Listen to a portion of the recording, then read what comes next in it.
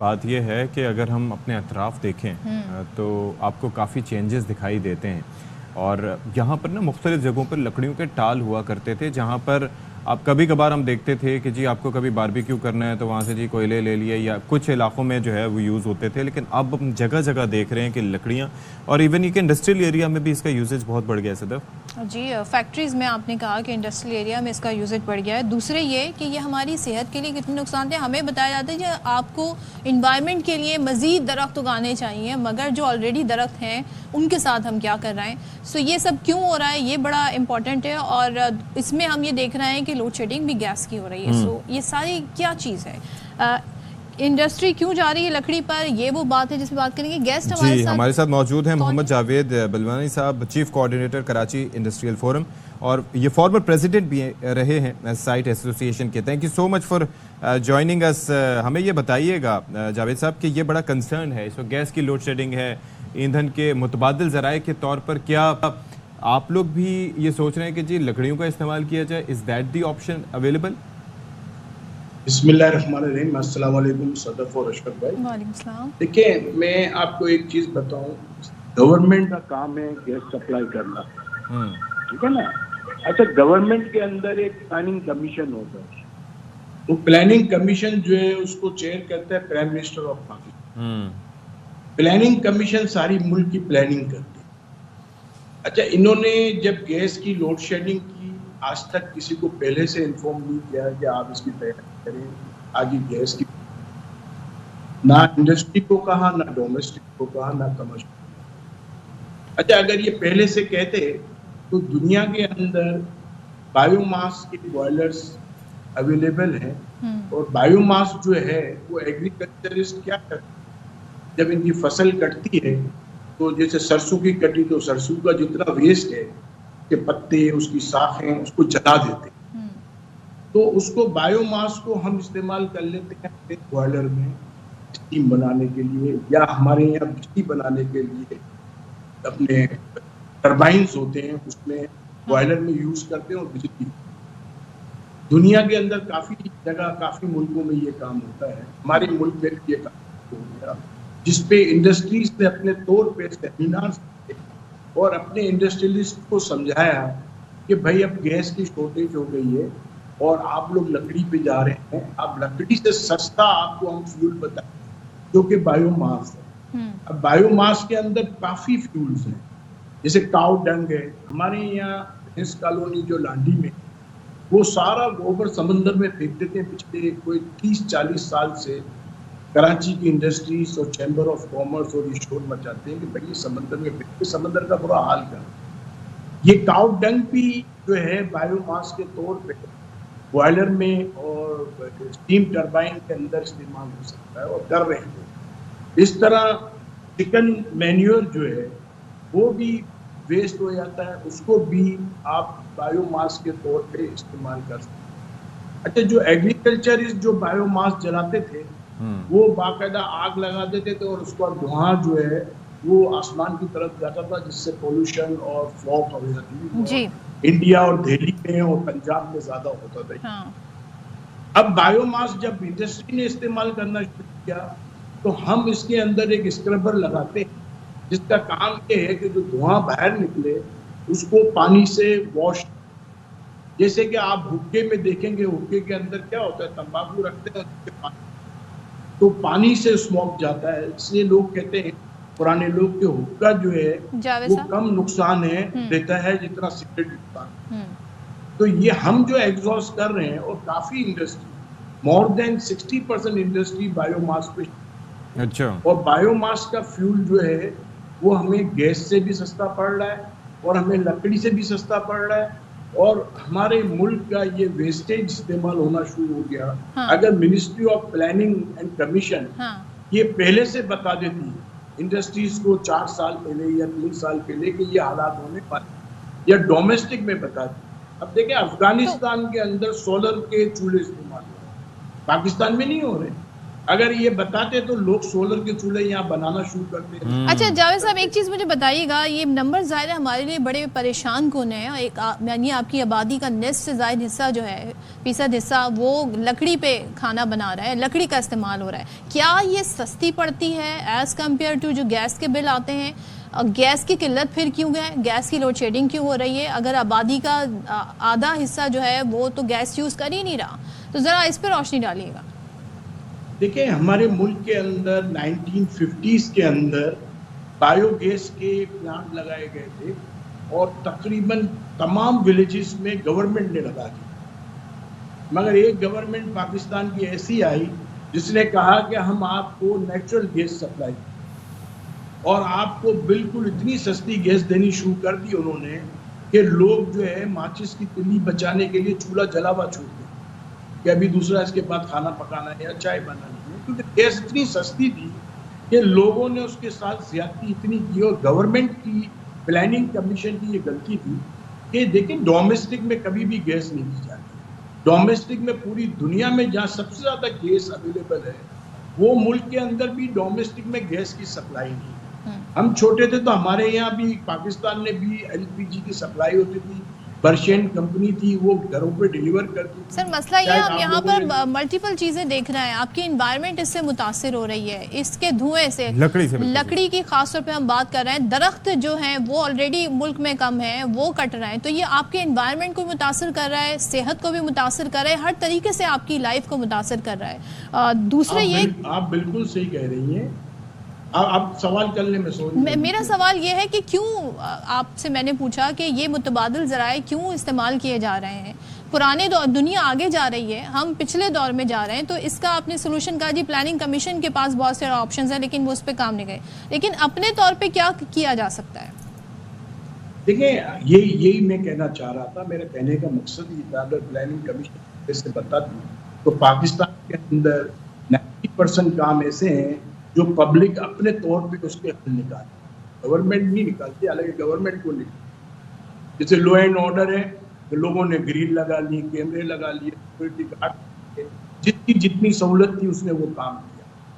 तो गवर्नमेंट का काम जो होता है वो पब्लिक कर रही है हमारे मुल्क में। और देखिए, मैं आपको एक बात बताऊं, अगर ये हमारे मुल्क में बायोमास, बायोगैस, ये सिलसिला 1950s में शुरू हुआ था, अगर ये कंटिन्यू रहता तो आज हमारी गैस का ये हाल नहीं होता। एलपीजी होती तो आज हमारी गैस का ये हाल नहीं होता। अब इसका सॉल्यूशन क्या है? इसका सॉल्यूशन ये है जो हम इंडस्ट्रियलिस्ट समझते हैं कि इंडस्ट्रियलिस्ट को सारों को बायोमास पे चले जाना चाहिए। और डोमेस्टिक के अंदर जो है सोलर के चूल्हे होने चाहिए, लिथियम बैटरी लगनी चाहिए, लिथियम बैटरी की इंडस्ट्री यहाँ लगनी चाहिए। और मैं अच्छा, इसका फिर दूसरा नुकसान क्या होगा? दूसरा नुकसान ये होगा कि हमारी जो है गैस कंपनी जो दो है डिस्ट्रीब्यूशन कंपनी, ये फेल हो जाए, क्योंकि इनके यहाँ पे मास्टर जो सबसे बड़े हैं वो इंडस्ट्रियलिस्ट। अब इंडस्ट्रियलिस्ट तो सारे बायोमास पे चले जाएंगे। बहुत सारे आपने मसाइल यहाँ पर मेंशन किए, इनका हल ज़रूरी है और हम यहाँ पर जानने की कोशिश कर रहे थे ऐसा क्यों है। Thank you so much Javed Balwani साहब, अच्छे आपने हमें सजेशंस दिए। होपफुली गवर्नमेंट इस पर काफ़ी काम करे और दुनिया आगे जा रही है। हम जी पिछले दौर में, पत्थर के दौर में, लकड़ी के दौर में लोड शेडिंग हो रही है, गैस की, बिजली है बहुत ज़्यादा बन रही, मगर बिजली में डिस्ट्रीब्यूशन और ट्रांसमिशन के मसले हैं। सो ये मसाइल लेके चले जी, इस पर अब बात कर लेते हैं Majid. Secretary environment protection and climate change Raja Jahangir Anwar हमारे साथ मौजूद हैं। Thank you so much for joining us Jahangir Anwar साहब। ये हम बात कर रहे हैं, बड़ा एक अहम मामला है। इदारा शुमारियात की जब बात हो रही थी कि 52% से ज़ायद मुल्क के अवाम अब भी लकड़ी इस्तेमाल करते हैं, और मैंने इब्तदाइये में अगर आपको सुनने का मौका मिला हो तो यही तस्करा किया था कि एक तो एनवायरनमेंट पर इसके असरात, और दूसरा हमारा ऑलरेडी जो मुल्क है उसके अंदर ट्री, ये फॉरेस्ट कवर ना होने के बराबर है, और इस तरह से दरख्तों की कटाई होती रही तो बचेगा क्या? तो क्या गवर्नमेंट जो है कंसर्न है इस मामले को लेकर? अशफाक साहब, बहुत शुक्रिया, आपने बड़ा अहम टॉपिक इस पे बात की। और बिल्कुल आप ठीक फरमा रहे हैं, पाकिस्तान की जो ओवरऑल 4.8% फॉरेस्ट कवर है, और अनफॉर्चुनेटली उसमें भी हम जो ये टोटल 4.2 मिलियन हेक्टेयर बनता है, जो एरिया बनता है जी, और उसमें भी 40% जो है वो नॉर्दर्न एरिया में, नॉर्दर्न हिल्स और उस जगह पे है। और बाकी जो हमारा इंडस प्लेन है जो रिवर्स के आगे पीछे जगह है उसको रेवेरियन हम फॉरेस्ट कहते हैं, कुछ वहाँ पे, और बाकी आपका बहुत मेजर हिस्सा मैनग्रोव फॉरेस्ट जो आपका हमारे कराची सिंध में है जी। उसमें जो अभी जिस बुरे तरीके से हम इसको डिफॉरेस्टेशन हो रही है इस मुल्क में, सबसे बड़ी कॉज तो हमारी पॉपुलेशन ग्रोथ है जी। इस वक्त भी 2.6% पॉपुलेशन ग्रोथ के साथ ये मुल्क आगे बढ़ रहा है। इस पॉपुलेशन रेशियो के साथ इट कैन ईट एनीथिंग, जो भी आप प्रोड्यूस कर रहे होंगे या कंजर्व कर रहे होंगे। And how is that in comparison with the other countries? Because जी मैं वही देने लगा अगर हूं बात कर लें, हां जी सॉरी, इस खित्ते की अगर कंपैरिजन की बात कर लें, आपने पॉपुलेशन ग्रोथ की, मैं करता हूँ जी। ये बात हो रही है नेचुरल रिसोर्सेज की डेफिशिएंसी की। अच्छा। जिस तरह हमने अपने नेचुरल रिसोर्सेज को यूज किया है और इन comparison with the population growth और उनकी जो कंजम्पशन पैटर्न है, और जिस तरह बिल्कुल ठीक फरमा रहे थे हमारे कोलीग सिंध से कि इंडस्ट्री ने, और इस तरह अब हमें आके, चूंकि पूरी दुनिया में क्लाइमेट चेंज की बात शुरू हुई और क्लाइमेट चेंज ने आके दुनिया को बदल के रख दिया है, अब हमारी प्रायोरिटीज चेंज हो रही हैं, लेकिन डैमेज ऑलरेडी हो चुका है। अब मैं जैसे दोबारा coming back to this wood use, और ये सारा आपने बताया कि 50% से ज्यादा लोग नुकसान बताइएगा एज वैसे ए इसका फ्यूल क्या वुड है यूज और करते कौन हैं सी लकड़ी ज्यादा इस्तेमाल होती है? जी। मैं जैसे बता रहा हूँ कि एक्चुअली तो ये जो वुड है इसको तो यूज करना ही नहीं चाहिए, क्योंकि ये ज्यादा मैक्सिमम कार्बन, ये ज्यादा, इससे तो घर के अंदर जब वुड जलती है तो इससे कार्बन एमिट होता है और आपके लंग्स को बहुत ज्यादा डेंजरस है आपके लिए। मजबूरी लोगों की ये है कि उनको कोयला नहीं मिलता, और कोयला मिलता तो बड़ी लो क्वालिटी का कोयला मिलता है जी। और नंबर 3 ये है कि ये जितनी भी फॉरेस्ट वुड है, इसको as a fuel wood use करने के लिए पहले तो ये कुछ हमारे नॉर्दर्न एरियाज में गुजारा फॉरेस्ट थे जहां से वो लकड़ी लेके इस्तेमाल की जा सकती थी। अब ये लकड़ी चोरी होती है, और जो हमें भी बताया गया और डाटा भी बताता है कि तकरीबन पिछले चंद सालों में 1.2% लकड़ी चोरी हुई है, जो सरकारी फॉरेस्ट से भी, और लोगों ने अपने जो कुछ जो सरकारी जमीनों के साथ साथ या सड़कों के साथ साथ भी फॉरेस्ट लगा होता है जी। अब इसमें जो खतरनाक बात यह है कि जो नेचुरल रिसोर्सेज है इसका हल ढूंढना चाहिए, और हल ये है कि अल्टरनेट एनर्जी रिसोर्सेज हैं जी। अब तो सोलर पे स्टोव्स आ गए हैं, एनर्जी एफिशिएंट स्टोव्स आ गए हैं। इन चीज़ों को लेके हमें इन लोगों तक जाना चाहिए ताकि केरोसिन ऑयल कम से कम इस्तेमाल हो, वुड कम से कम इस्तेमाल हो, और हम अपना फॉरेस्ट कवर बढ़ाएं। अच्छा, एक और चीज़ है फॉरेस्ट कवर भी, जहांगीर साहब, मैं इसी जानिब आ रहा था। बेसिकली गुज़िश्ता गवर्नमेंट ने भी एक मंसूबा शुरू किया था, लेकिन मुझे आप ज़रा समझाइएगा कि क्या हमारी विल नहीं है, कमिटमेंट नहीं है? यहाँ पर कराची की मिसाल ले लें तो मैं सदफ से ये तस्करा कर रहा था कि जब आप बाहर आके यहाँ पर लैंड करते हैं तो आपको अंदाज़ा होता है कि यहाँ तो अब हर दफ़ा खाकी बढ़ता चला जा रहा है। एक तो ये है कि बड़े बड़े कॉम्प्लेक्सेस, बिल्डिंग्स, और उसके बाद ट्री जो कि गली मोहल्लों में आपके घरों में हुआ करते थे वो भी ख़त्म हो रहे हैं। तो इसकी प्रोटेक्शन के लिए क्या कोई सख्ती करने की ज़रूरत है? मैं नहीं कहूँगा कि कानून बनाया जाए, क्योंकि ओवरली लेजिस्लेटेड हम वैसे ही हैं। कोई सख्ती करनी चाहिए गवर्नमेंट को, या फिर इस पर कोई काम करना चाहिए? बिकॉज यहाँ पर तो जिसका मर्जी आती है दरख्त काट देते हैं और वो 50-60 साल की मेहनत ज़ाया हो जाती है। साहब, इसमें मैं अर्ज करूं कि गवर्नमेंट ने तो इस कदर सख्ती की हुई है, लेकिन समहाउ अब कम्युनिटी को, सिटीजन्स को भी एक स्टेट सब्जेक्ट रिलेशनशिप होता है, लोगों को भी जिम्मेदारी लेने की जरूरत है जी।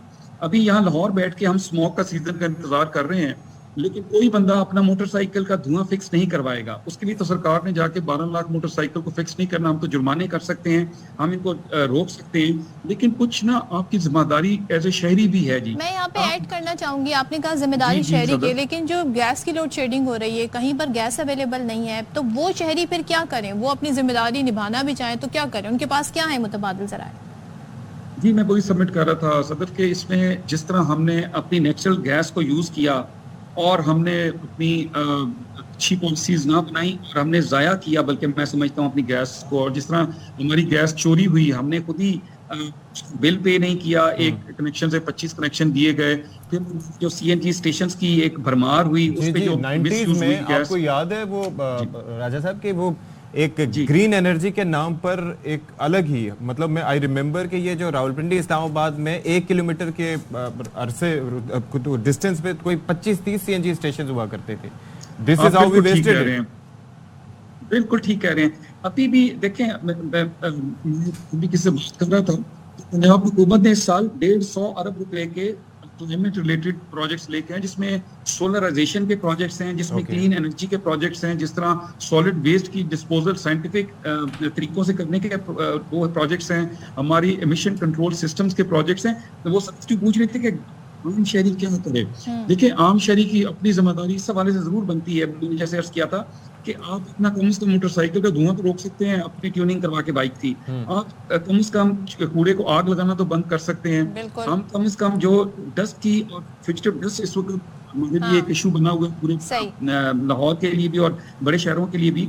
और जो स्मोक एमिशन का इस वक्त सारा के सारा, कल बिल्कुल। भी हमने पंजाब में आप भट्टे गिराने शुरू कर दिए क्योंकि लोग उस पर बाज नहीं आ रहे। पिछले 3 साल से हम उनको नोटिस कर रहे हैं, चालान कर रहे हैं। अपने हिस्से का अगर हम इसमें कहते हैं ना कंट्रीब्यूशन करते रहें तो Exactly. बहुत कुछ बेहतर हो सकता है। थैंक यू सो मच राजा जहां साहब।